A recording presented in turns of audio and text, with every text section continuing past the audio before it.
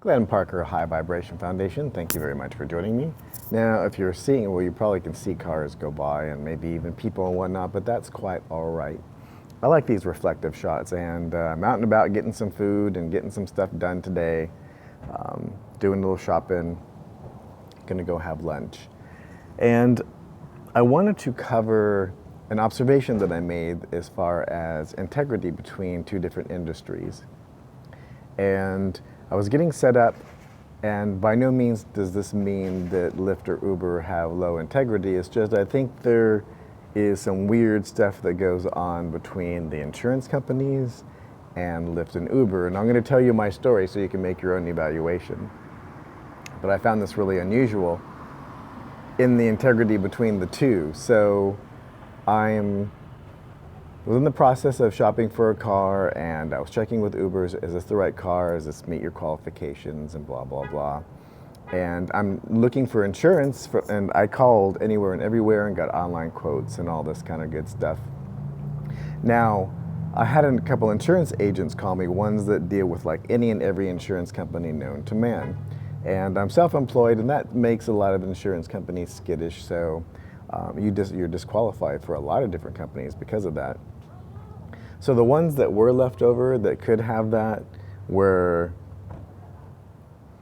like not a short list, but they were decent. So I'm talking to this insurance agent, and I'm telling him what my intention is, and we're going over all the coverage. And then I mention toward the end of the conversation that I was thinking about driving for a Lyft or Uber, and he's like, oh, now that you've basically said that, I can't help you. I'm like, what?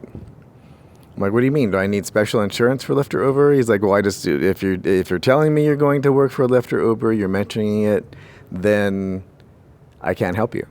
I'm like, well, that's weird. And that was early on in the conversations. And then I was customizing a quote with Progressive Auto Insurance, which, by the way, was the cheapest of any of them, and had really good customer service. The chat box was really good. So if you're ever doing insurance quotes, definitely check out Progressive, because they put this little box in your car that checks your driving habits if you want to, and then they'll discount your insurance even more. In any case, I was going through and customizing, and then there was a little box that said, using this for like pleasure, just to drive for fun. Are you using this to go back and forth to work and school? Or are you using this for business, for sales calls and stuff like that? Or are you using this to drive for Lyft or Uber? And I had customized it out. It looked really good. And then I just, let's see what happens when I put in Lyft or Uber. And it's a boing, and it says, sorry, we can't, you need commercial insurance for that, and please call the following phone number. I'm like, what the hell? So I opened a chat window, which I had opened many times with Uber, and I didn't talk to Lyft because I wasn't far enough into the process. And I asked them, do I need any kind of special insurance to be able to drive? And there was an explicit no, that you don't need anything special. They didn't say, I didn't ask them, hey, do I need commercial, like a commercial policy?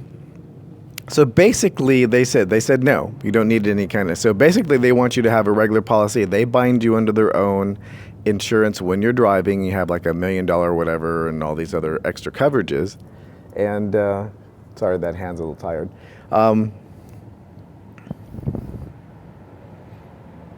But what ends up happening is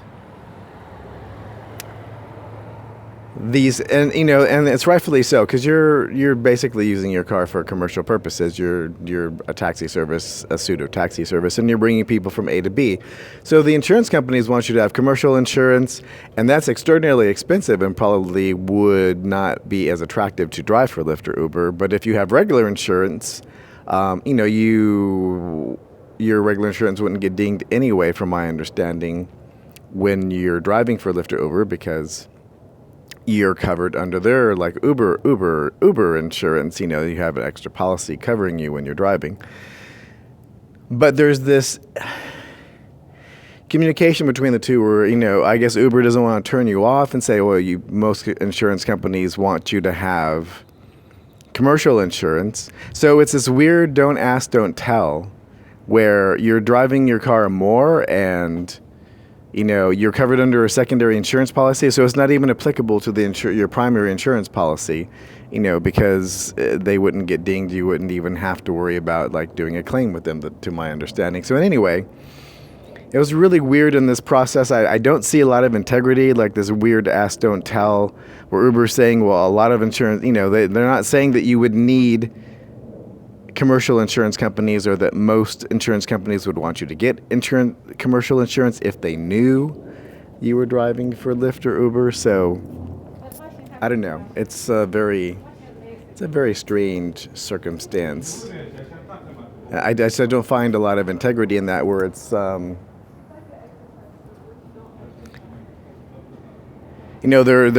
one's mentioning this, so they basically just don't tell us and get your insurance and all is well, and we'll just never know. So I don't know. I guess it's when you disclose that you're going to use your car for commercial purposes for Uber or Lyft, they freak out and they want you to get commercial insurance, which is quite a bit more than your regular insurance. So I just wanted to make a note of that.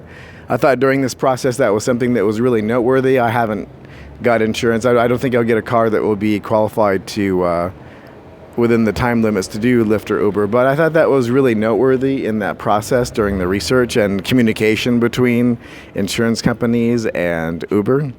So it is what it is, but I thought if anyone was thinking about Lyft or Uber, there's my, there's what I was running into, so there you go. Thank you very much for joining me. Glenn Parker, High Vibration Foundation, coaching life, business, and spiritual. Also retreats, boys and girls, don't forget retreats, very important.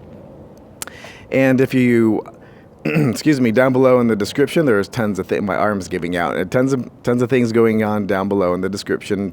Points of contact for me, different websites. Check it out. Find the one that feels the best to you. And if you do like this video, please do like, subscribe, and share. Thank you very much for joining me.